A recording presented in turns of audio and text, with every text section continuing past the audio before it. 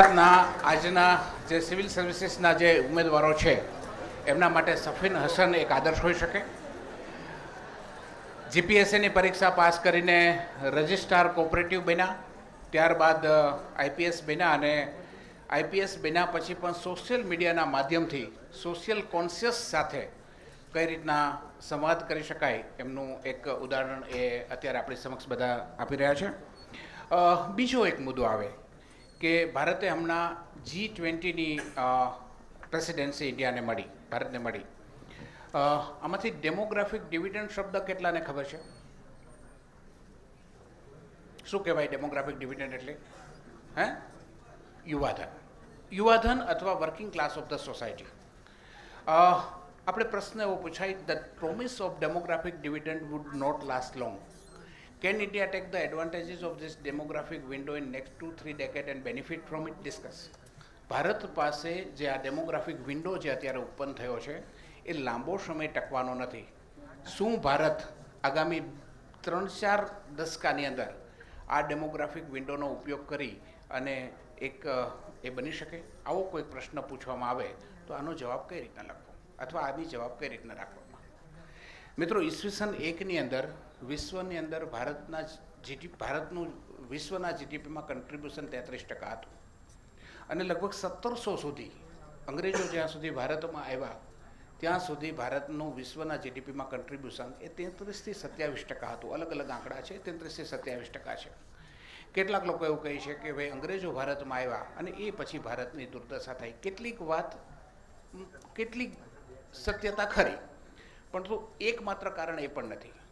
ઈસવીસન 1થી ઈસવીસન 1700 સુધી જે ભારતની જીડીપીના અથવા economy was a man driven, એટલે કે જેટલા હાથ એટલા ઇકોનોમી વધારે, એટલે વસ્તી જે છે એ ઇકોનોમી નક્કી કરતી હતી. 18મી સદીમાં યુરોપની અંદર ઇન્ડસ્ટ્રીયલ રિવોલ્યુશન થયું, ઔદ્યોગિક ક્રાંતિ થઈ, એટલે means of production was shifted from, એટલે કે લોકોના ઘરમાં જે મીન્સ ઓફ પ્રોડક્શન હતા એ ક્યાં જતા રહ્યા? ફેક્ટરીમાં, એક કારખાનામાં જતા રહ્યા. અને એને કારણે કેપિટલ ડ્રીવન ઇકોનોમી થઈ. જે મેન ડ્રીવન ઇકોનોમી હતી એને બદલે કેપિટલ ડ્રીવન ઇકોનોમી થઈ અને કેપિટલ ડ્રીવન ઇકોનોમીની અંદર ભારત એ સમયે પાછળ રહી ગયું, જેને કારણે યુરોપ અને બાકી બધા જે છે એ આપણા કરતાં ખૂબ આગળ વધી ગયા. 1980માં ભારત એ વિશ્વની 9મા નંબરની ઇકોનોમી હતી, ચાઇના એ વિશ્વની 10મા નંબરની ઇકોનોમી હતી. આજે 40 વર્ષની અંદર ચાઇનીઝ ઇકોનોમીનું કદ કેટલું છે અને ભારતનું કેટલું છે? ત્યારે પ્રશ્ન એવો આવે કે ભારત પાસે અત્યારે એક સોનેરી અવસર આવ્યો છે અને સોનેરી અવસર એટલે ભારતનું ડેમોગ્રાફિક ડિવિડન્ડ એ વિશ્વમાં અત્યારે સૌથી ઊંચું છે. ડેમોગ્રાફિક ડિવિડન્ડ એટલે ટેકનિકલ ભાષામાં 14 વર્ષથી ઉપરના લોકો કામ કરી શકે. આપણે ત્યાં 14 વર્ષથી નીચેના ઉંમરના લોકો એને બાળમજૂર કહેવાય. આમ તો 20 વર્ષ પછી જ કરવા જોઈએ, પણ ટેકનિકલી જોવા જાઓ તો 15થી 65 વર્ષ સુધીનું જે ક્લાસ છે વસ્તીનો, એને આપણું ડેમોગ્રાફિક ડિવિડન્ડ કહેવાય. 2004-5થી ભારતની અંદર આ ડેમોગ્રાફિક જે વિન્ડો છે તે ઓપન થઈ છે. અત્યારે ભારતની 62.5% વસ્તી એ 15થી 59 વચ્ચેની છે. 1936ની અંદર લગભગ 65% પોપ્યુલેશન જે છે એ આની અંદર આવશે. 2036ની અંદર 2041ની અંદર એ ભારતનું ડેમોગ્રાફિક ડિવિડન્ડ એની પીક પર હશે, એટલે કે જે વર્કિંગ ક્લાસ જે છે, જે કામ કરવાવાળા લોકોની સંખ્યા છે એ સૌથી વધારે હશે 2041માં. 2018ની અંદર ભારત એક એવા તબક્કે પહોંચ્યું કે જેની અંદર ભારતનું જે ડેમોગ્રાફિક ડિવિડન્ડ છે એના ડિપેન્ડન્સી ક્લાસ કરતાં મોટું છે. ડિપેન્ડન્સી ક્લાસ એટલે ખાતું ધન અને ડેમોગ્રાફિક ડિવિડન્ડ એટલે કમાતું ધન. ગુજરાતીની અંદર એક કહેવત છે, 2 પ્રકારના ધન હોય છે, કમાતું ધન અને એક ખાતું ધન. તો 2018ની અંદર ભારત એવા તબક્કામાં પહોંચ્યું જેમાં ભારતનું કમાતું ધનની સંખ્યા એમના ખાતા ધન કરતાં વધારે ગઈ. 2055 સુધી ભારતની અંદર આ વિન્ડો ઓપન રહેવાની છે. એટલે આજથી 33 વર્ષ સુધી આપણી પાસે આ તબક્કો છે. જાપાન પાસે 1964ની અંદર આ તબક્કો આવ્યો અને 1964થી 2004 સુધી જાપાન પાસે એમનું ડેમોગ્રાફિક ડિવિડન્ડ રહ્યું અને 2004 પછી એ જાપાન એ એજિંગ સોસાયટી થઈ. 2021ની ગણતરી પ્રમાણે ભારતની મિડ એજ એ 28 વર્ષ છે, ચાઇનાની મિડ એજ એ 37 વર્ષ છે, યુએસની મિડ એજ એ 38 વર્ષ છે, ઇંગ્લેન્ડની મિડ એજ એ 40 વર્ષ છે, યુરોપિયન યુનિયનની મિડ એજ એ 46 વર્ષ છે, જાપાનની મિડ એજ એ 49 વર્ષ છે. એટલે આ જે ઇકોનોમીઝ છે એ બધી ઇકોનોમીઝના સંદર્ભમાં ભારત એ વિશ્વનો સૌથી યુવા દેશ છે. ભારત પાસે સૌથી વધારે આપણી પાસે અત્યારે કામ કરનારા લોકોની, એટલે આ બધા લોકો ભારતનું ડેમોગ્રાફિક ડિવિડન્ડ કહેવાય એમની સંખ્યા છે. હવે પ્રશ્ન એવો આવે કે આ ડેમોગ્રાફિક ડિવિડન્ડને ચેનલાઇઝ કરવું પડે. જો આ ડેમોગ્રાફિક ડિવિડન્ડને આપણે ચેનલાઇઝ કરીએ તો આ ડેમોગ્રાફિક ડિવિડન્ડ એ ડેમોગ્રાફિક સરપ્લસ બને, અને એના માટે સરકારની પ્રોગ્રામ્સ, પોલિસીસ અને સ્કીમ્સ એને અનુરૂપ હોવી જોઈએ. પરંતુ જો ક્યાંક કોઈક જગ્યાએ આમાં આપણે નિષ્ફળ જઈએ તો આ ડેમોગ્રાફિક ડિવિડન્ડ જે છે એ ડેમોગ્રાફિક ડિઝાસ્ટર બને.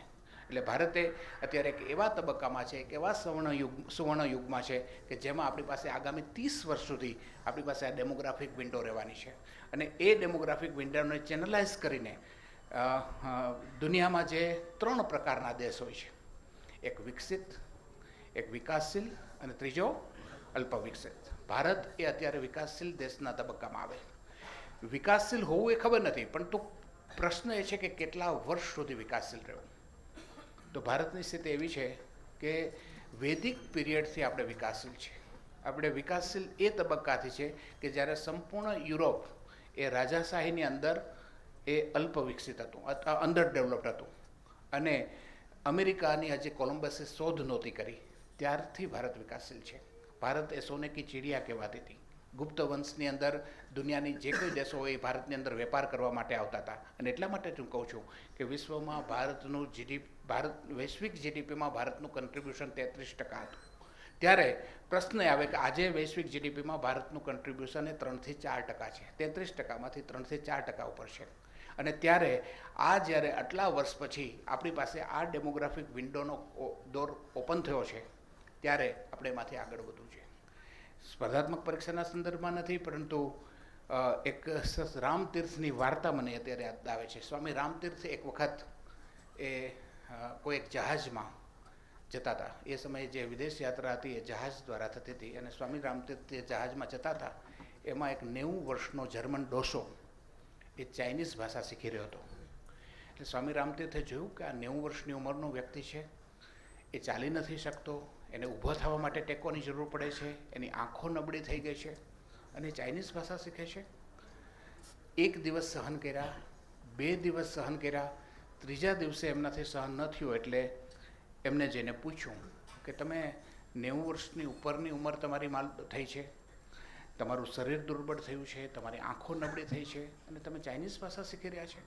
તમને એવી કઈ ખાતરી છે કે તમે જીવતા જીત આ ચાઇનીઝ ભાષા શીખી લેશો? કારણ કે દુનિયામાં સૌથી લખાતી, બોલાતી ને પેલી ભાષા, અઘરી ભાષા ચાઇનીઝ છે.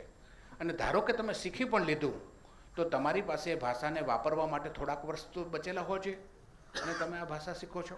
અને ત્યારે પેલા ડોસાએ એની સામે એની જે ઢળેલી આંખો હતી એનાથી જોયું અને એને પૂછ્યું કે તમારી ઉંમર કેટલી? ત્યારે સ્વામી રામતીર્થ જવાબ આપે છે કે 30 વર્ષ. તો કે મને હવે જવાબ મળી ગયો કે જે હિન્દુસ્તાનનો દુનિયામાં એક સમય ડંકો વાગતો હતો એ હિન્દુસ્તાન ગુલામ શું કામે થયું? કારણ કે જે દેશનો 30 વર્ષનો વ્યક્તિ એ નવું શીખવાની ભાવના ગુમાવી દે અને કોઈક શીખે એમાં પણ એને આશ્ચર્ય થાય તો એ દેશ ગુલામ જ થઈ શકે. એટલે આ યુવા ધન આપણી પાસે જે આ જે ડેમોગ્રાફિક ડિવિડન્ડ છે કે 30 વર્ષ સુધી આપણી પાસે રહેવાનું છે, એમની પાસેથી અપેક્ષા છે કે સતત નવું શીખતું રહે, સતત નવું કરતું રહે. અને એના માટે થઈને સ્ટાર્ટઅપ, આ યુવાધનને એંગેજ કરવા માટે સ્ટાર્ટઅપ એ 3 પ્રકારના સ્ટાર્ટઅપ હોય છે: યુનિકોર્ન, ડેકાકોન અને હેક્ટાકોન. યુનિકોર્ન એટલે એ સ્ટાર્ટઅપ કહેવાય કે જેનું વર્થ $1 બિલિયન હોય. ડેકાકોન એ સ્ટાર્ટઅપ કહેવાય કે જેનું વર્થ એ 10 બિલિયન હોય. અને હેક્ટાકોન એ સ્ટાર્ટઅપ કહેવાય કે જેનું મૂલ્ય $100 બિલિયન હોય. 2021, 20 અને 19 એ દરમિયાન ભારતની અંદર 2021માં 44 નવા સ્ટાર્ટઅપ આવ્યા, 2020ની અંદર 11 નવા સ્ટાર્ટઅપ આવ્યા, 2019ની અંદર 9 નવા સ્ટાર્ટઅપ આવ્યા. સપ્ટેમ્બર 2022ની સ્થિતિએ ભારત પાસે 107 સ્ટાર્ટઅપ છે. અમેરિકાની વાત કરીએ તો 2021માં ભારતની અંદર જે 44 આવ્યા એમની બદલે અમેરિકામાં 321 સ્ટાર્ટઅપ આવ્યા. પણ ચાઇનીઝની વાત કરીએ તો ભારતની અંદર 44 નવા સ્ટાર્ટઅપ આવ્યા 2021માં, ચાઇનાની અંદર 22 આવ્યા. એટલે ચાઇના કરતાં ડબલ સ્ટાર્ટઅપ 2021માં આપણે ત્યાં આવ્યા. પરંતુ ભારતની અંદર 107 સ્ટાર્ટઅપ છે, ચાઇનાની અંદર અત્યારે 217 છે. એટલે ધીમે ધીમે આ સ્ટાર્ટઅપ દ્વારા એક નવું એમ્પ્લોયમેન્ટ ઓપોર્ચ્યુનિટીઝ ઓપન કરીને, નવા એક ડોર ઓપન કરીને આપણે કઈ રીતના ધીમે ધીમે આજે ડેવલપિંગ સ્ટેજમાંથી ડેવલપ સ્ટેજ તરફ જઈએ. અને એના માટે ભારત સરકારના આત્મનિર્ભર Bharat, make in India, skill India, digital India, 10 lakh સુધીની મુદ્રા યોજના, આ બધા જે છે એ ભારત સરકારના ઉપક્રમો છે. પ્રશ્ન છે how to channelize our demographic dividend and initiative taken by the various government in this regard. અને આપણી જે લુક ઇસ્ટ અને એક્ટ ઇસ્ટ એના વચ્ચેનો કોઈને ભાર ખબર છે? What is look east policy and what is act east policy? તમે જ્યારે તમારો હું અલગ અલગ સબ્જેક્ટ તમને જે અત્યારે જે હું ચર્ચા કરું છું એમાં મેં તમને ક્યાંક હિસ્ટ્રીનો સબ્જેક્ટ વાત કરી, મેં તમને ઇકોનોમિક્સની વાત કરી, demographic dividend is related to demography and economics, international રિલેશનની વાત હું હવે કરવા જઈ રહ્યો છું. તો what is difference between look east policy and act east policy?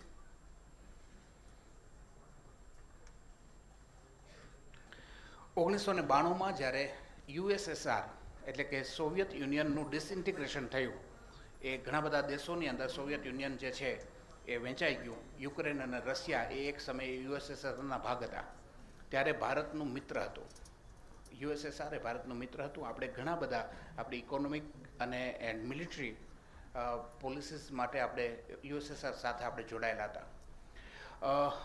એ સમયે ભારતને નવા મિત્રો શોધવાની જરૂર પડી અને ભારતે લુક ઇસ્ટ એટલે કે પૂર્વ તરફ જુઓ, આપણે પૂર્વ દેશો તરફ જોવાનું નક્કી કર્યું.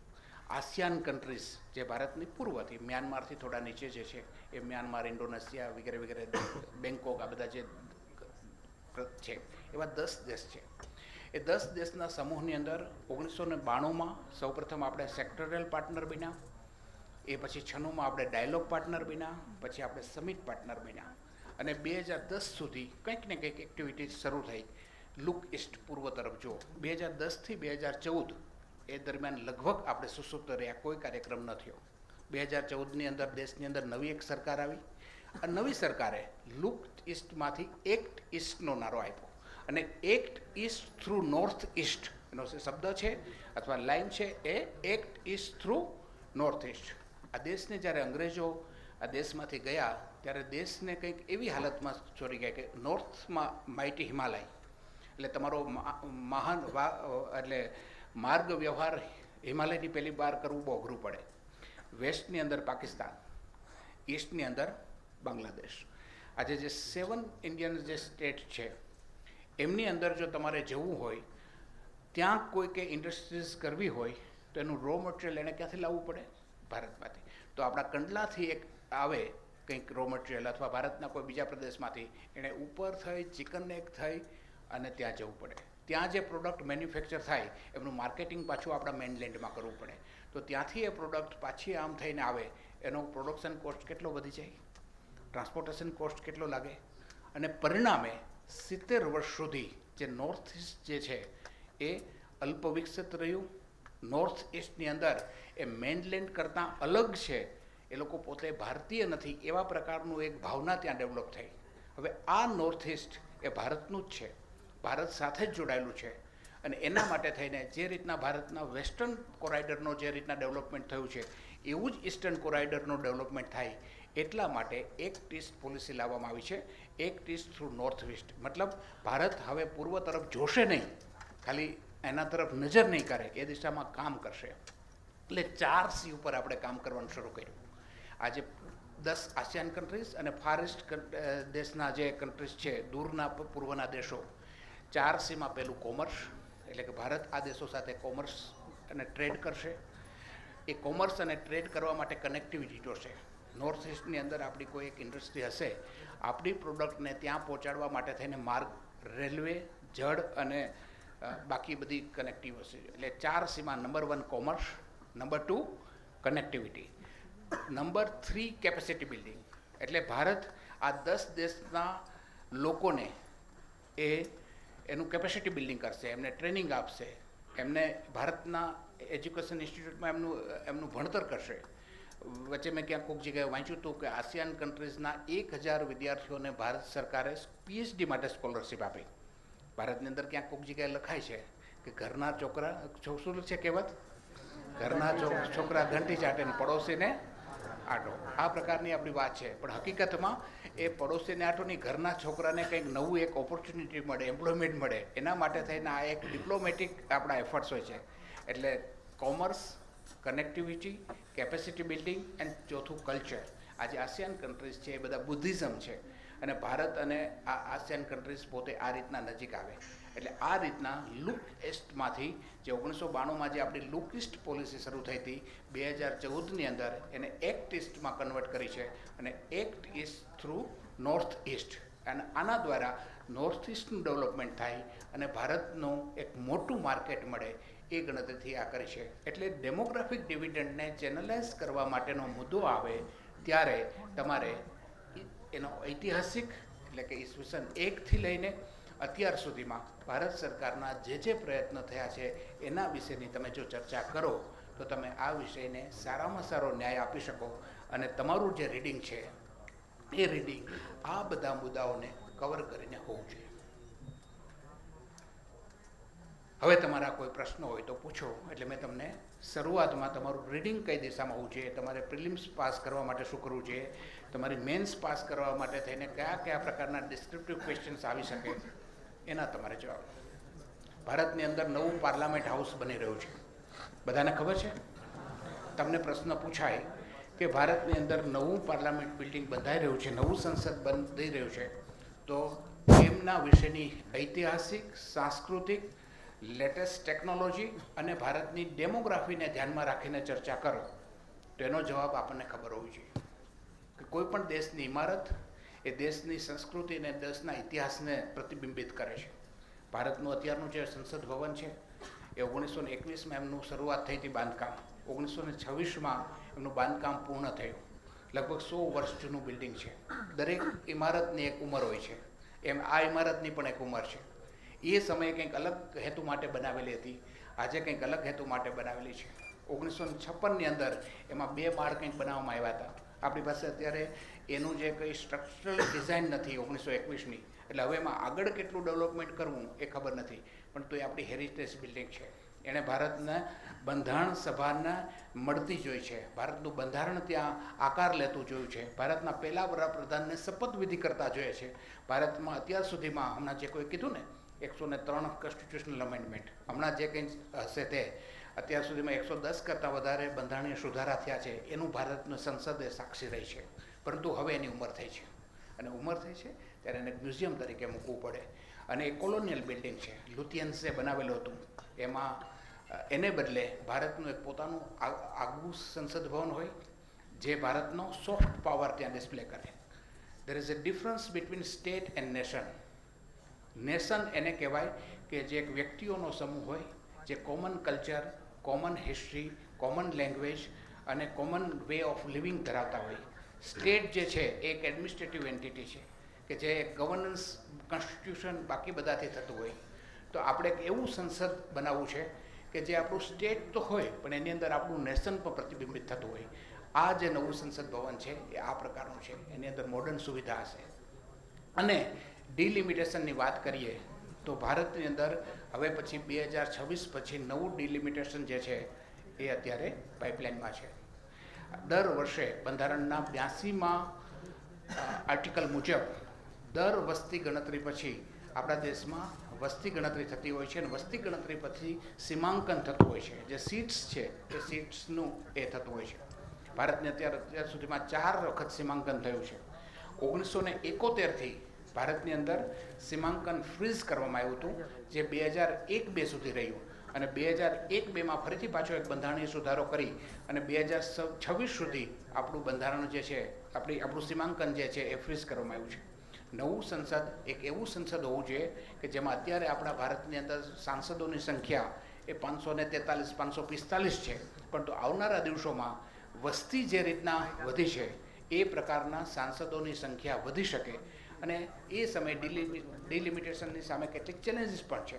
1971માં એટલા માટે ફ્રીઝ કરવામાં આવ્યું કે જે રાજ્યોએ પોપ્યુલેશન કંટ્રોલ કર્યું, ફેમિલી પ્લાનિંગને વ્યવસ્થિત રીતના અપનાવ્યું, એ રાજ્યોની અંદર સંખ્યા ખૂબ ઘટી, અને જે રાજ્યોએ આના તરફ એટલા બધા સિન્સિયર ન રહ્યા તે રાજ્યોમાં સંખ્યા એટલે કે જનસંખ્યા ખૂબ વધી. 1967ની અંદર જ્યારે સીમાંકન થયું ત્યારે તમિલનાડુની અંદર સાંસદોની સંખ્યા 41 હતી. આ નવા સીમાંકન પછી એ સંખ્યા 39 થઈ.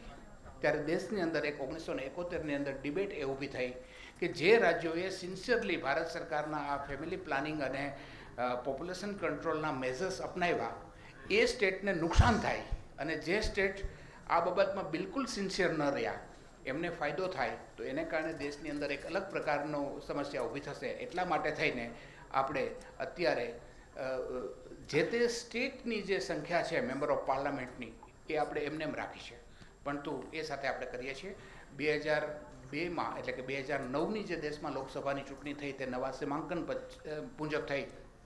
2026 પછી જો પાર્લામેન્ટ નવો બંધારણીય સુધારો ન કરે તો 2026 પછીની જે પહેલી વસ્તી ગણતરી થશે એ વસ્તી ગણતરીના આધારે દેશમાં એક નવું સીમાંકન થશે, અને નવા સીમાંકન વખતે વસ્તીને ધ્યાનમાં રાખી અને આપણા પાર્લામેન્ટના મેમ્બરની સંખ્યા વધારે કરવી પડશે, અને વધારે પાર્લામેન્ટના સભ્યોને સમાવવા માટે પણ એક સ્ટેટ ઓફ આર્ટ સંસદ ભવનની જરૂર હતી. એના માટે પણ આ સંસદ ભવન આપણે ત્યાં બની રહ્યું છે. એટલે નવું સંસદ ભવન હોય તો એને modern infrastructure, state of art facilities, history, culture અને ફ્યુચર, આપણી જે આખી જે ડેમોગ્રાફી, આપણી જે જનસંખ્યા છે એ જનસંખ્યાને 1 person 1 vote એ પ્રકારનું એમનું જે મળી રહે એટલા માટે કરવી પડે. સો આ એક માત્ર તમે જ્યારે સંસદનો ફોટો જુઓ ત્યારે માત્ર એ ફોટો પૂરતા મર્યાદિત ન થતાં એની પાછળ નવું સંસદ જે બની રહ્યું છે એની પાછળની આ બધી જે ભૂમિકા જે છે એ ભૂમિકા પણ આપણે સમજવી પડે, એને એક્સપ્લોર કરવી પડે, એની તમારા મિત્રો સાથે ચર્ચા કરવી પડે. તો મને એમ લાગે છે કે જે કોઈ આવી સ્પર્ધાત્મક પરીક્ષામાં ડિલિમિટેશન સામેની ચેલેન્જીસ શું છે, ડિલિમિટેશનની જરૂરિયાત શું કામે છે, અને એ કઈ રીતના કરી શકાય એના આપણે જવાબ લખી શકીએ. So this food B the possible answer.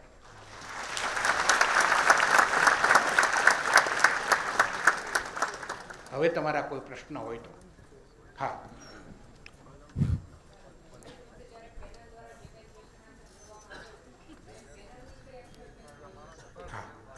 પેનલની એક્સપેક્ટેશન એ હોય છે કે આપ પર્સનાલિટીના ચક્કરમાં ન પડો, આપની ઓરિજિનાલિટી હોય છે. પર્સનાલિટી એ શબ્દ એ ગ્રીક પર્સનાલિટીનો પર્સોના શબ્દ છે, એ ગ્રીક પર્સોના ઉપરથી આવ્યો છે. પર્સોના એટલે મુખોટો. ગ્રીકના જમાનામાં જ્યારે નાટકો ભજવાતા ત્યારે જે વ્યક્તિ જે ન હોય એનો વેશ ધારણ કરીને પ્લે કરતો, અને એમાંથી પર્સનાલિટી આવી. એટલે આ વસ્તુને જો તમારે ઉદાહરણ તરીકે સમજવી તો હું એવું વાત કહું કે એક જગ્યાએ એક ડ્રામા હતો, એમાં રાણા પ્રતાપનો એક ભાઈએ પાત્ર ભજવવાનો હતો, અને રાણા પ્રતાપ એટલે 6-6.5 ફૂટની હાઇટ, બખ્તર, ભાલો, કેટલું બધું હોય. તો એક વ્યક્તિ, એક છોકરો એ રાણા પ્રતાપનો પ્લે કરવા માટે ઉપર ગયો. એ ત્યાં જાય છે, સરસ આ આખું બધું બખ્તર, ભાલો, આ માથા પર મોટો મુગટ, અને પાછું ચેતક ઘોડા ઉપર તબડક તબડક કરે છે, અને 10-15 મિનિટ પ્લે કરીને પાછો એ નીચે આવે છે. એટલે નીચે આવે છે અને થોડી વારમાં 108 મંગાવવી પડી. એટલે કોઈકે કીધું કે ભાઈ એ જ્યારે સ્ટેજ પર ગયો ત્યારે તો એકદમ હેલ્ધી હતો, એને કોઈ તકલીફ નહોતી, અને 10-12 મિનિટની અંદર શું થયું, એને કેમ આવા પ્રકારનો થઈ ગયો, એને ડિહાઇડ્રેશન થઈ ગયું, બાકી બધું થયું. ત્યારે કોઈ કે ડાયા માણસે કીધું કે જે નહોતો ને તે બનવા ગયો હતો એમ.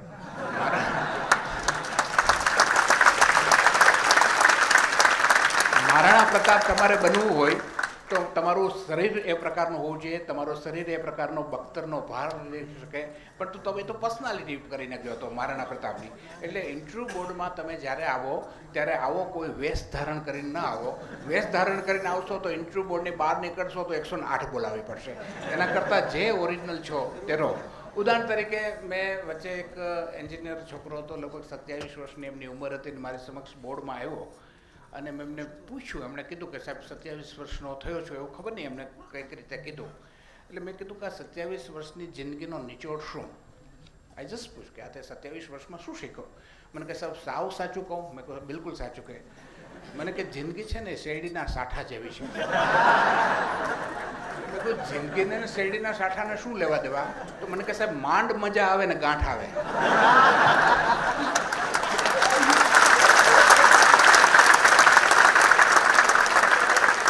હવે એક આ જવાબ છે અને એની જવાબે કોઈ કે પેલું મતલબ પેલું નથી જંગલની કોઈક એક કવિતા છે કે the wood is dark green અને આવું કરીને I have miles to go before. હવે આવું ડાપણ ક્યાંક કોચિંગ ક્લાસમાંથી શીખીને આવું કરે એના કરતાં આ છોકરો કેટલો નૈસર્ગિક લાગે.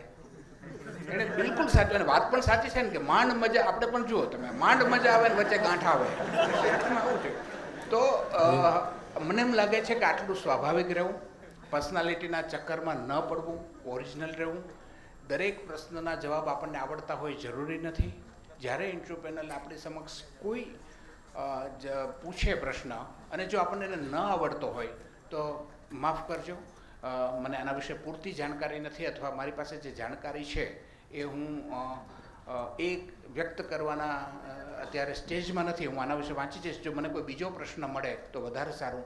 તો તમારો સમય પણ નહીં બગડશે, તમને એક નવો પ્રશ્ન મળશે, અને નવો પ્રશ્ન કદાચ એવું બને કે તમને આવડતો હોય. એટલે જે પ્રશ્નનો જવાબ ના આવડતો હોય એમાં ગમે તેમ જવાબ આપવા એના કરતાં બેટર એ છે કે એની જગ્યાએ વિનમ્રપૂર્વક નવો જવાબ એટલે નવો પ્રશ્ન છે તે માંગી લેવો. અને ઇન્ટરવ્યૂ પેનલ પાસે એક બીજી આવડત એ પણ હોવી જોઈએ કે ઇન્ટરવ્યૂ બોર્ડની અંદર 2 ગલી છે. એક ગલી એવી કે જેમાં ઇન્ટરવ્યૂ પેનલ આપણને પોતાની ગલીમાં રમવા લઈ જાય, અને બીજી ગલી એવી કે જેમાં આપણે ઇન્ટરવ્યૂ પેનલને આપણી ગલીમાં રમીએ. ઘણી વખત મને એક ઉદાહરણ છે, સિવિલ સર્વિસના કોઈક ઇન્ટરવ્યૂની અંદર એક છોકરો જે છે એ પોતાનું ઇન્ટ્રોડક્શન આપે છે, કારણ કે શરૂઆતમાં તમારે તમારું ઇન્ટ્રોડક્શન આપવાનું હોય છે. આપણે એક એવી વ્યવસ્થા કરી છે કે જેમાં કોડ સિસ્ટમથી ઇન્ટરવ્યૂ લે છે. તમે જ્યારે ઇન્ટરવ્યૂમાં જીપીએસસીની અંદર જાઓ છો ત્યારે એક કરતાં વધારે બોર્ડો છે. તમારે કયા બોર્ડની અંદર જવું એ પહેલેથી નક્કી ન થતાં એક તમારે ચીઠ નક્કી કરવાની, અને તમારે ચિઠ્ઠી નક્કી કરે કે તમારે કયા બોર્ડમાં જવું છે અને કયા નામથી જવું છે. એટલે એવા વખતે ઇન્ટરવ્યૂ પેનલ પાસે તમારી કોઈ પર્સનલ ડિટેલ હોતી નથી. એટલે તમારે તમારું પ્રોપર ઇન્ટ્રોડક્શન આપવું પડે. અને એમાં એક છોકરો પોતાનું ઇન્ટ્રોડક્શન આપતા કંઈક એવું કહે છે કે સર મને ખાસ કરીને ડિફેન્સ સ્ટ્રેટેજીસ અને ઇન્ટરનેશનલ રિલેશનમાં ખૂબ રસ છે. હવે સબ્જેક્ટ જ એટલો બધો જોરદાર બોલ્યો એટલે મને એમ થયું કે આના વિશે કંઈક, એટલે મેં કીધું તમે એના વિશે કંઈક એલેબરેટ કરશો, તમારો જે આ શોખ છે. તો સુલેમાની કરીને એક ઈરાનનો જનરલ, એનું જો તમે 2 વર્ષ પહેલાં તમે જોશો તો એનું ડ્રોન ટેકનોલોજીની મદદથી અમેરિકાએ મને લાગે ઈરાકના એરપોર્ટ ઉપર જતા હતા અને ડ્રોન ટેકનોલોજીથી એમની કારને એટેક કરવામાં આવ્યો અને એમનું એ થયું. બહુ ઇન્ટરેસ્ટિંગ ટૉપિક હતો. હજુ એ અઠવાડિયા પહેલાં જ બનેલી ઘટના હતી. વિશ્વમાં આખી એની ચર્ચા હતી. એટલે એના વિશે એણે કઈ ગન વાપરી, કઈ ટેકનોલોજી વાપરી, કોણે ક્યાં શું કર્યું, આ કર્યું, એ 11 મિનિટ સુધી બોલ્યો. અને 11 મિનિટ સુધી અમે સાંભળ્યા. અને પછી આપણને ખબર પડી કે યાર પૂછવાનું તો બીજું ઘણું બધું જતું રહ્યું. આ તો સુલેમાનીમાં જ ઇન્ટ્રો પતી ગયો. એટલે પહેલો જે મેં તમને ન કીધું કે 2 પાના ભરીને જે તમારી પાસે 250 શબ્દો હોય છે, એમાં રેલવેનું કે એક્ઝિસ્ટિંગ રેલવે ઇન્ફ્રાસ્ટ્રક્ચરનો પ્રાઇવેટ પ્લેયર્સને એમના ઓપ્ટિમમ યુટિલાઇઝેશન માટે ઉપયોગ કરવા દેવો જોઈએ કે ન દેવો જોઈએ. અને એમાં મેં તમને કીધું કે પેલા છોકરાએ હિસ્ટ્રી બધી લખીને 1.5 પાનું ભરી દીધું, ને પછી જગ્યા કેટલી રહી? અડધું પેજ રહ્યું. આવું ખાલી કેન્ડિડેટ સાથે થાય એવું નહીં, અમારી સાથે આવું થાય. 18 મિનિટનો ઇન્ટરવ્યૂ હતો, એમાં 11 મિનિટ તો સુલેમાની લઈ ગયો. હવે બાકી કેટલું રહ્યું? તો બાકી તો એનું 6 કે 7 મિનિટ રહ્યું. અને પછી અમને ખબર પડતા 11 મિનિટ થઈ ગઈ કે આ આપણને એમની ગલીમાં આવીને રમાડી ગયો.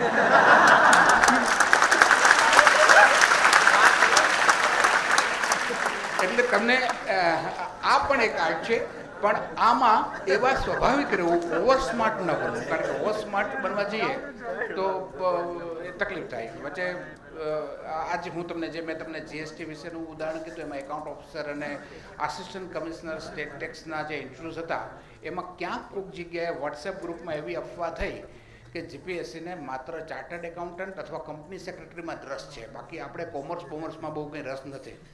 એટલે કોઈકે આવું લખી નાખ્યું. એટલે બધા એમ કીધું કે ભાઈ આમ પણ ઇન્ટરવ્યૂ પેનલ પાસે તો કોઈ ડિટેલ તો હોતી નથી, એમને ક્યાં ખબર છે કે આપણે ચાર્ટર્ડ એકાઉન્ટન્ટ છે કે નથી. એટલે એમ કે આપણે દરેકે પોતાનો પરિચય શું આપવો, ચાર્ટર્ડ એકાઉન્ટન્ટ કહી દેવાનું. એટલે એમ કે ભાઈ અડધું તો પેનલ એમાં જ ઇમ્પ્રેસ થઈ જશે, એટલે બાકી અડધું કામ આપણું એ થશે. હવે એ બંને બોર્ડ હતા, એ બંને બોર્ડમાં એક એક ચાર્ટર્ડ એકાઉન્ટન્ટ હતા, અને જે પોતે એસોસિએટ પ્રોફેસર હતા, કોઈક ને કોઈ કોલેજની અંદર ભણાવતા હતા. એને એમ લાગ્યું કે અમારો શિકાર અમને મળી ગયો. એટલે આ જે લોકો ચાર્ટર્ડ એકાઉન્ટન્ટ નહોતા એને ચાર્ટર્ડ એકાઉન્ટન્સીના બેઝિક પ્રશ્નો પૂછ્યા, અને એ પણ એમને નહોતા આવડતા. એટલે જો એ ખોટું ન બોલ્યા હોત, એ જૂઠું ન બોલ્યા હોત તો 50-55 માર્ક્સ મળત. આને બદલે બધા 35થી નીચે આવી ગયા. એટલે કહેવાનો મારો બાબત એ છે કે ઇન્ટરવ્યૂ બોર્ડની સમક્ષ સ્માર્ટ રહેવું, પણ ઓવર સ્માર્ટ ન થવું. જો ઓવર સ્માર્ટ થઈએ તો આવી હાલત થાય. કુને આમ સરસ રીતે, આ તો હું તમને વાત કહું છું કે હું આ સુલેમાનીના કેસમાં હું પોતે એવું અત્યારે સ્વીકારું છું કે હું મૂર્ખ બન્યો અને બનાવી દઉં, પણ તો હવે એની સ્માર્ટનેસ હતી, અને ultimately we had to honour that thing. એને પૂરતા માર્ક્સ આપવા પડ્યા. હવે આપણે એમને બીજા પ્રશ્ન ન પૂછી શકાય, અમારી ભૂલ હતી. પણ ઇન્ટરવ્યૂ પેનલની અંદર તમે જ્યારે જાઓ છો ત્યારે આવી બધી બાબતો પણ, આવી ઘટનાઓ પણ બનતી હોય છે. બીજા કોઈ પ્રશ્ન?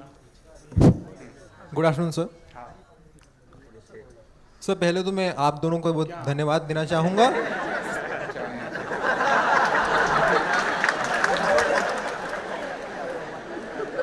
सर पहले तो मैं आप दोनों का बहुत बहुत धन्यवाद करना चाहूँगा कि आप लोग अपना अमूल्य समय निकाल के हमें मार्गदर्शन करने के लिए एक बार सर के लिए जोरदार तालियां हो जाए.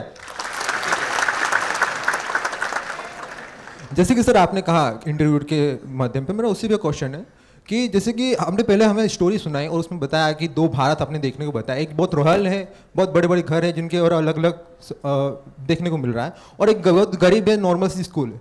अब इस तरीके को हमको सुधारना है, इसको मतलब इसको सुधारने पे वर्क करना है. ये एटीट्यूड लेके हमको ऐसा इंटरव्यू चाहता है कि इस एटीट्यूड वाला इंसान हमारे पास है. तो सर आपने ये तो बता दिया कि हमको कौन सा एटीट्यूड रखने वाले, पर यहाँ पे जो आपने पूछा सबसे कि कितने लोग प्रीलिम्स दिए और कितने लोग एग्जाम दिए, तो 80% लोगों ने फर्स्ट टाइम हाथ किया. फिर सेकंड स्टेप के लिए 10% लोगों ने हाथ ऊपर किया. इंटरव्यू तक के लिए 2% लोग पहुंच पाए. तो कौन से एटीट्यूड ऐसे हैं जो नहीं देखना चाहते और जिनको वो निकाल रहे हैं? तो ऐसा कौन से एटीट्यूड है जो नहीं देखना चाहते? मैं वो जानना चाहूँगा सर. Thank you. मतलब इंटरव्यू पैनल ऐसा कौन सा एटीट्यूड जो है वो देखना नहीं चाहते? नहीं चाह रहे. हाँ तो सर, जो निकाल रहे हैं. बताएं कि महाराणा प्रताप नहीं है तो फिर भी बनने की कोशिश मत करना. जी सर. जी सर. ठीक है. बाकी जो मतलब ओरिजिनलिटी के साथ आना, और सबसे बड़ी मतलब सबसे महत्वपूर्ण बात यह है कि हमें इंटरव्यू तक पहुंचना है. प्रीलिम्स जो एग्ज़ाम है 2 लाख, 2.5 लाख, 3 लाख ऐसे बच्चे प्रीलिम्स लिखते हैं.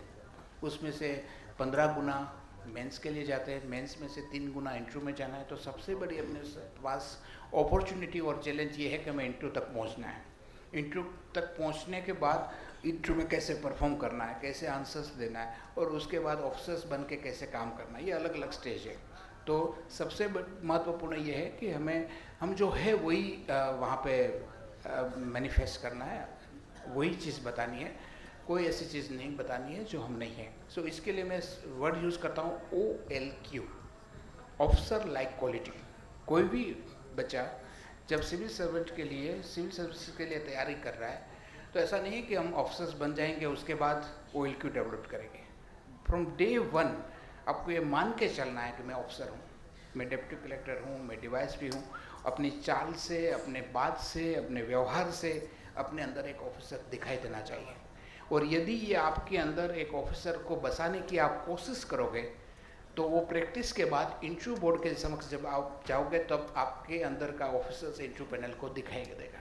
तो मैं मानता हूँ कि इसके लिए आपको you have to live with OLQ qualities. आपको ऑफिसर लाइक क्वालिटी से जीना है. हाँ, और कोई? हाँ,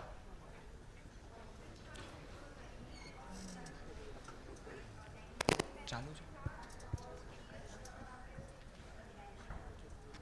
मतलब आप बोलते हैं कि मतलब जो क्वेश्चन मतलब जो पेपर आप लिखते हैं उनकी મેન્સની અંદર યુ ફોલો ગુજરાતી ને?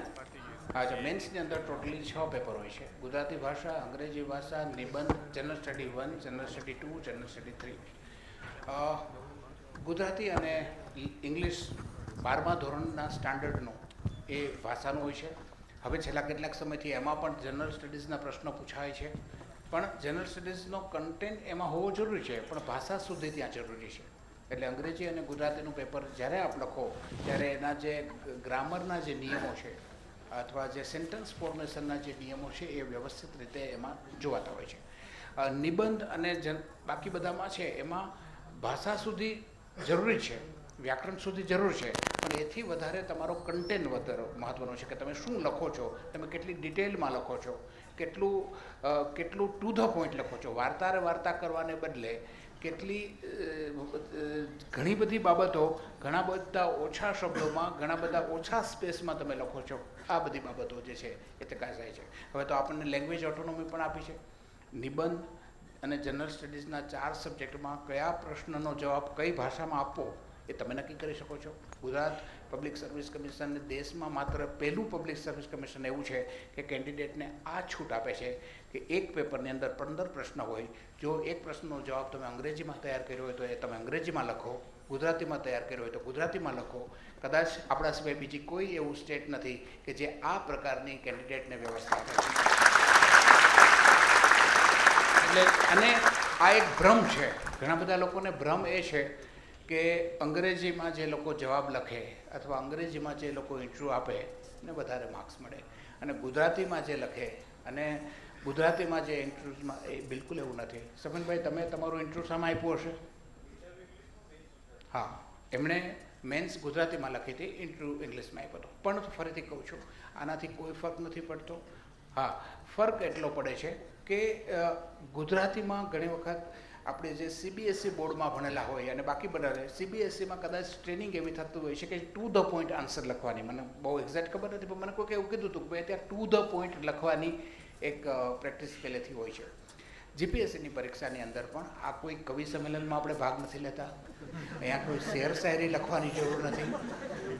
આ જે છે એ તમારી અંદર એક ડેપ્યુટી કલેક્ટર છતો થાય, તમારી અંદર એક DYSP છતો થાય, તમારી અંદર એક કોઓપરેટિવ સોસાયટીનો રજિસ્ટ્રાર છતો થાય, એવા તમારા જવાબો હોવા જોઈએ. અને એ જવાબો જો હશે તો મને એમ લાગે છે કે ભાષા જે છે એ એકદમ ગૌણ બાબત છે, ભાષાનો કોઈ એ નથી.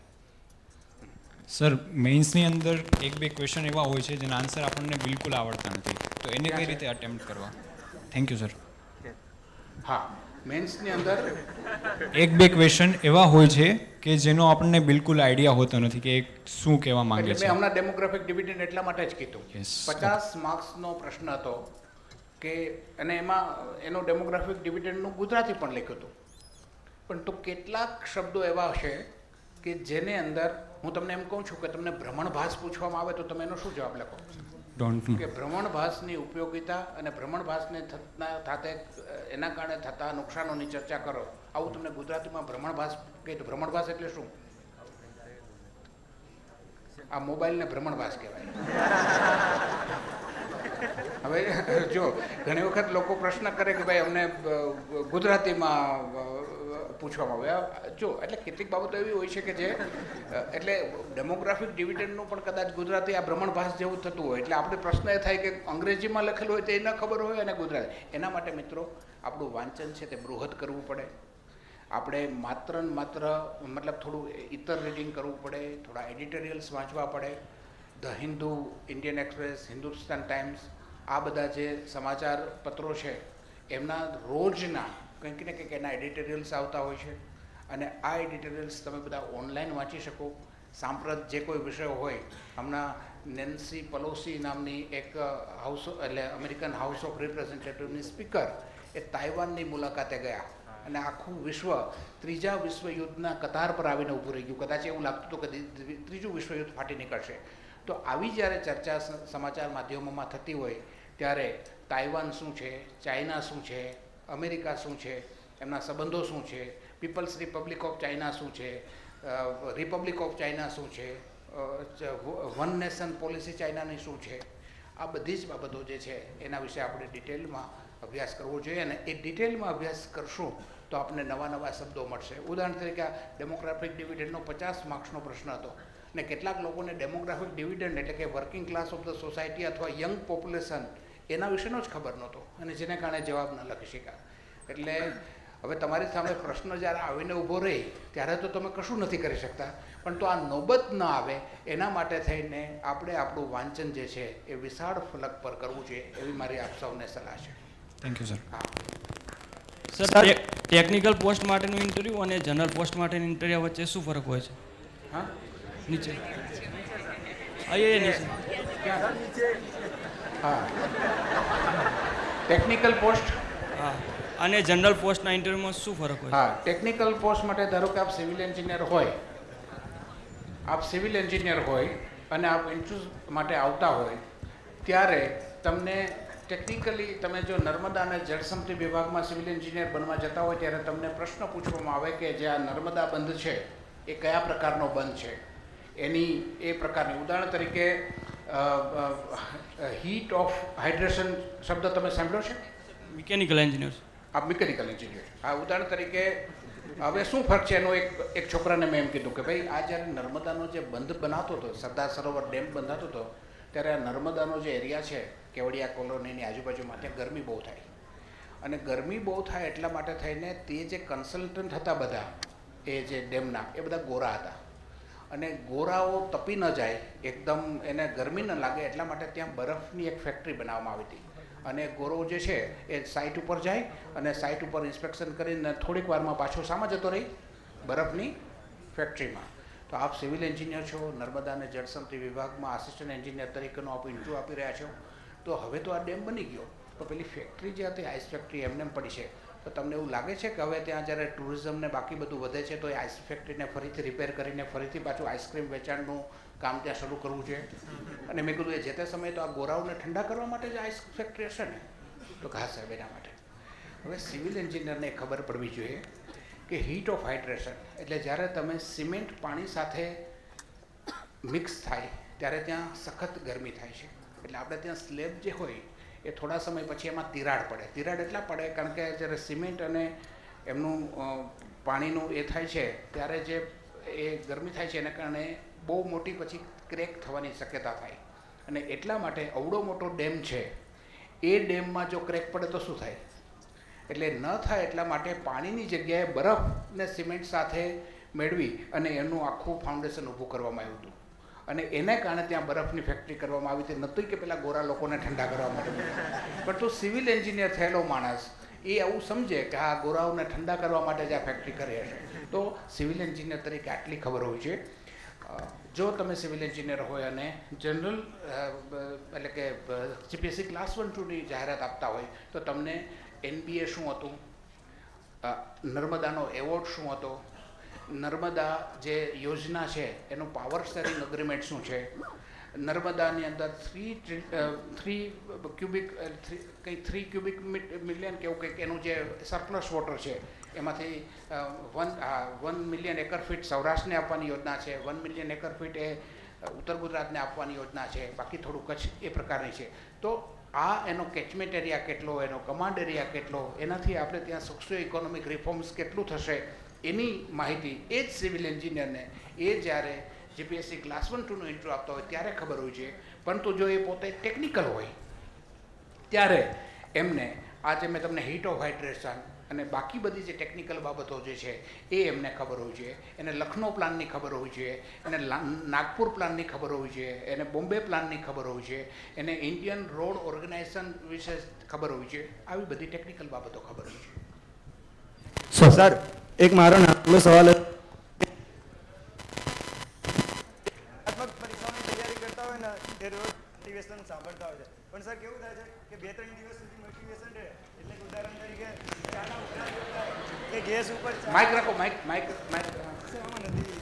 હલો 2-3 દિવસ સુધી મોટિવેશન રહે પછી મોટિવેશન નથી રહેતું, એટલે ચાના ઉભરા જેવું થાય છે કે સર ગેસ ઉપર હોય ને ત્યાં સુધી ઉકળતી રહે અને પછી મોટિવેશન રહેતું નથી. તો સર એનો મને કોઈક ઉપાય જણાવશો?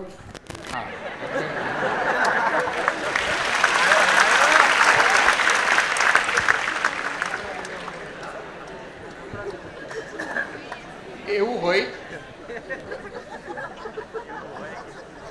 કોઈ ગર્લફ્રેન્ડ હોય ને ગર્લફ્રેન્ડે એવું કીધું હોય કે ડેપ્યુટી કલેક્ટર બનીશ તો જ આગળ વધશું, તો મને લાગે આ મોટું મોટિવેશન.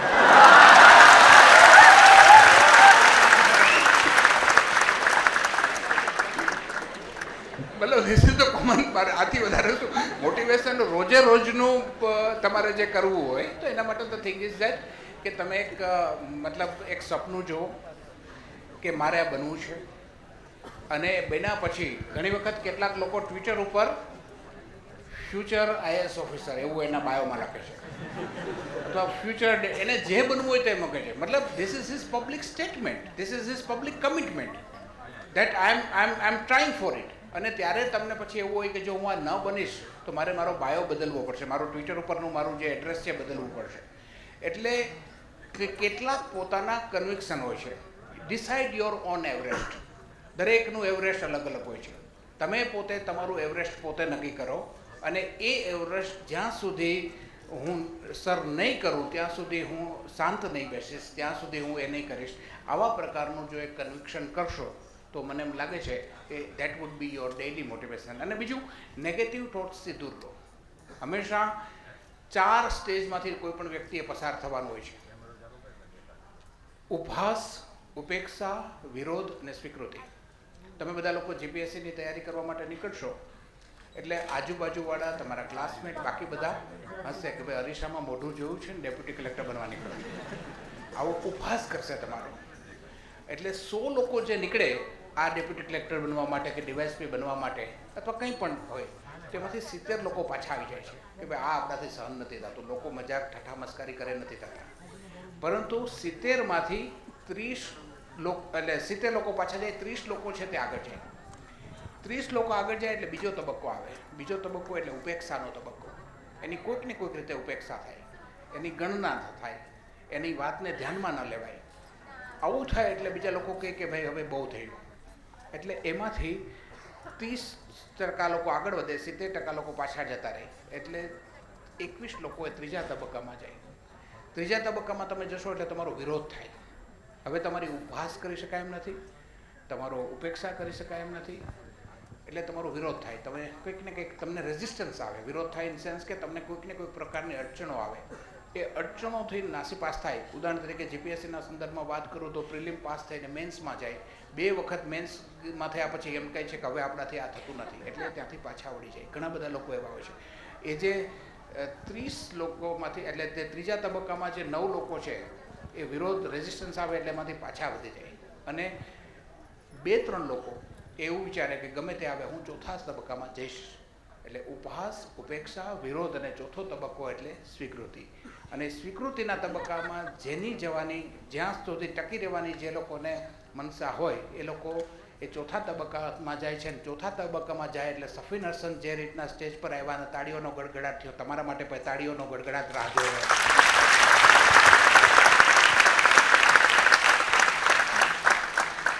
નમસ્કાર સર. સર તમારા એક્સક્યુઝ મી હા, કોણ પહેલાં પૂછે? સર, આપણે જીપીએસસીનું જે અત્યારનું લેવલ છે ઓલમોસ્ટ યુપીએસસી બરાબર છે. ઓકે, એટલે ઘણીવાર આપણે એને હિન્દી માધ્યમના પુસ્તકો વાંચતા હોઈએ, બરાબર. હવે એ જ્યારે જીપીએસસીમાં આપણે એપ્લાય કરવાનો હોય, મતલબ મેન્સમાં ગુજરાતીમાં લખવાનું આવે, તો આ જે લેંગ્વેજનો બાયસ છે આને કઈ રીતે દૂર કરી શકાય? નહીં, પણ તમે જે હિન્દીમાં વાંચ્યું એને ગુજરાતીમાં લખો, બાયસનો સવાલ જ નથી. પણ સર, લખવામાં અમુક શબ્દોમાં બહુ વધારે પેલું થઈ જાય છે, મતલબ શબ્દોની જે હોય ને એટલે એમાં તકલીફ પડે છે. હિન્દીમાં સારી રીતે વાંચી શકું છું, ગુજરાતીમાં લખતી વખતે તકલીફ પડે છે. એટલે પ્રેક્ટિસ બેટા, આ વસ્તુ જે છે પ્રેક્ટિસ. લેંગ્વેજનો બાયસ છે. હા, એટલે પ્રેક્ટિસ જે છે. અને બીજું કે એમાં ઘણા બધા લોકો એવા છે કે જે જનરલ સ્ટડીઝના પેપર લખતા હોય છે ત્યારે પોતાના જવાબમાં અંગ્રેજી શબ્દો પણ લખી શકે. ધારો કે તમને કદાચ હિન્દી શબ્દ તમને લખવાનું તકલીફ પડે છે, પણ તો અંગ્રેજી શબ્દ તમે લખી શકો. અને કેટલાય શબ્દો એવા છે કે જે ગુજરાતી કરતાં એ વસ્તુને વધારે સારી રીતે ઠોસપૂર્વક રજૂ કરવા માટે અંગ્રેજી શબ્દ ઉપયોગી થાય. તો તમે જે અંગ્રેજી શબ્દનો ઉપયોગ કરી શકો એમાં કોઈ તકલીફ નથી. Thank you sir. Sir hello. તમારા અનુભવ. Hello hello.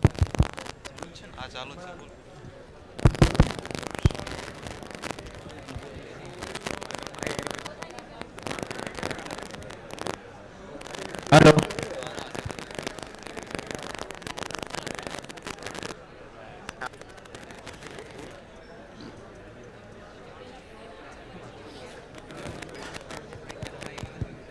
હા, એટલે આપનો ક્વેશ્ચન એ છે કે પ્રિલિમ્સમાં કેન્ડિડેટની એક અલગ પ્રકારનું એમનો એપ્ટિટ્યૂડ જોવામાં આવે, મેન્સની અંદર અલગ જોવામાં આવે અને ઇન્ટરવ્યૂની અંદર અલગ જોવામાં. મારું એવું માનવું છે કે મેન્સ અને ઇન્ટરવ્યૂની તૈયારી સાથે સાથે થતી હોય છે. જે પ્રશ્નનો જવાબ તમે લેખિત સ્વરૂપમાં મેન્સમાં લખો છો, ઓરલમાં એ જ પ્રશ્નનો જવાબ તમારે પ્રેઝન્ટેશન કરીને કરવાનો છે. એટલે હું એવું માનું છું કે મેન્સ અને ઓરલની તૈયારી જે છે એ થોડુંક કઈ રીતના બેસવું, કેવા કપડાં પહેરવા, એ બધી નાની નાની બાબતો જે છે એ કદાચ તમને બતાવશે. બાકી અધરવાઇઝ બંને વચ્ચે કોઈ બહુ જાજો ફરક નથી. Sir last one sir, mains અને ઇન્ટરવ્યૂ જે આપણને સિલેક્શન અપાવે છે સર મેન્સ અને ઇન્ટરવ્યૂ જે આપણને સિલેક્શન અપાવે છે, તો એમાં આપણે મેન્સમાં સ્ટેટિક માહિતીની સાથે કરંટ અફેર્સને લગતા હોઈએ છીએ, અને અમુક પ્રશ્નમાં જેમાં આપણો મત માંગ્યો હોય છે એમાં, તો એની સાથે આપણે કોઈ મહાનુભવ અથવા તો કોઈ એક વિષયમાં જે નિષ્ણાત વ્યક્તિ હોય તો એનો મત આપણે લખી શકીએ, અથવા તો ઇન્ટરવ્યૂમાં એનો મત આપણે રજૂ કરી શકીએ. તો એમાં આપણું સિલેક્શન થાય કે પછી આપણને રિજેક્ટ કરે? નહીં, તમારા જવાબ શું છે એના ઉપર આધાર છે. ઉદાહરણ તરીકે એક હું હંમેશા અમારા અનુભવો જ છે અને જે જવાબ મને આપેલા છે એ જ શેર કરું છું. આપ બેસો. હા, એક વખત એક સિવિલ એન્જિનિયર ગુજરાત એન્જિનિયરિંગ સર્વિસના ઇન્ટરવ્યૂઝ ચાલતા હતા. એ દરમિયાન 7 મહિલા ઉમેદવારોને મેં પ્રશ્ન પૂછ્યો કે એવું કયું ફિમેલ કેરેક્ટર છે તમારા નજીકના સંબંધીઓ કે તમારા નજીકના શિક્ષક સિવાયના કે જેનાથી તમે પ્રભાવિત છો. તો આ બાબતમાં 3 જવાબો હું આપને કહેવા માગું છું. એક મહિલા ઉમેદવારે એવું કીધું કે મેરી કોમ એ મારા માટે રોલ મોડેલ છે. એટલે મેં એને પૂછ્યું કે મેરી કોમ તમારા માટે, હવે આ જરૂરી છે કે તમે એમ કહો કે મેરી કોમ મારા માટે આદર્શ ઉમેદવાર એટલે રોલ મોડેલ છે, તો મેં એને પૂછ્યું કે શા માટે? ત્યારે એમણે કીધું કે મેરી કોમને 2 બાળકો થયા અને 2 બાળકો ઠીક મોટા થયા, એટલે કે સ્કૂલ વગેરે પોતાની જાતે જતા થઈ ગયા. પછી મેરી કોમને એમ થયું કે હવે મારી પાસે જે સમય છે એનું શું કરું? એટલે એણે બોક્સિંગ પ્રેક્ટિસ શરૂ કરી, અને બોક્સિંગ પ્રેક્ટિસ શરૂ કર્યા પછી એ પોતે જે જગ્યાએ અલગ જગ્યાએ એમને એવોર્ડ પણ મળ્યા અને છેલ્લે રાજ્યસભામાં એ નોમિનેટ થયા. તો મારે પણ 2 બાળકો છે. એક મારું બાળક જે છે એ 12મું ધોરણ પાસ થઈ જવાનું હતું, બીજું બાળક 10મા ધોરણમાં હતું. તો મને એમ થયું કે બાળકો તો હમણાં મોટા થઈ જશે, પછી હું શું કરીશ? તો એ દરમિયાન મને એમ થયું કે મારે પણ મેરી કોમ પાસેથી પ્રેરણા લઈ અને જીપીએસસીની તૈયારી કરવી જોઈએ. અને મેં જીપીએસસીની તૈયારી શરૂ કરી. આજે હું તમારી સમય ઇન્ટરવ્યૂ માટે છું. મેરી કોમ એમનો આદર્શ હતો, એ એમને કીધું. હલો, 1 મિનિટ, હું આનો જવાબ આપી દઉં.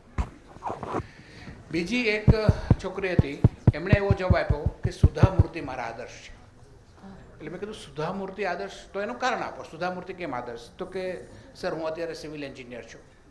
ઘણી જગ્યાએ ખાનગી કંપનીમાં અથવા છાપામાં જે જાહેરાતો આવે છે એમાં ક્યાંક લખેલું હોય છે કે માત્ર પુરુષ ઉમેદવારોએ અરજી કરવી. આજે સિવિલ એન્જિનિયરિંગમાં સ્ત્રી ઉમેદવારો માટે એટલે મહિલા ઉમેદવારો માટે એટલી ઓપોર્ચ્યુનિટીઝ નથી. એમણે કીધું કે સુધા મૂર્તિ જ્યારે કોમ્પ્યુટર એન્જિનિયર થયા હતા ત્યારે એમની સ્થિતિ પણ આવી હતી, અને એવા વખતે સુધા મૂર્તિએ JRD ટાટાને પત્ર લખ્યો, અને પત્ર લખીને ફિમેલ સોફ્ટવેર એન્જિનિયર એટલે કે કોમ્પ્યુટર એન્જિનિયર પણ મહત્ત્વનું કામ કરી શકે અને નિર્ણાયક ભૂમિકા ભજવી શકે એવું એમણે ટાટાને કન્વિન્સ કર્યા. અને એમ કે સાહેબ, આજે સાયન્સનો જે એન્જિનિયરિંગનો ક્લાસ હોય છે એમાં લગભગ 40 જેટલી જે છે ફિમેલ કોમ્પ્યુટર